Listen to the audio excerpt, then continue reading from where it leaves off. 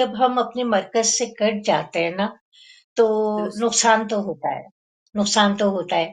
क्योंकि आपका एक अपना माहौल होता है, जिसमें आपकी शख्सियत बन रही होती है, आप अपना उसको बचपन से ही आपके अंदर वो माहौल जज़्ब हो जाता है और आप उस माहौल में ही रहकर सब कुछ कर रहे होते हैं।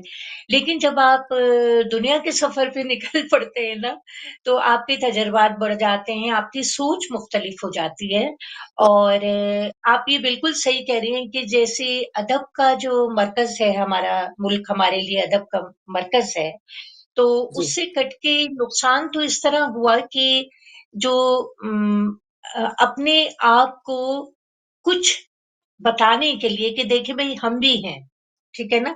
आसमाँ और ज़मीन के दरमियान हम भी खड़े हैं। तो वो अपने रियलाइज़ कराने के लिए तो काफ़ी जद्दोजहद करनी पड़ती है।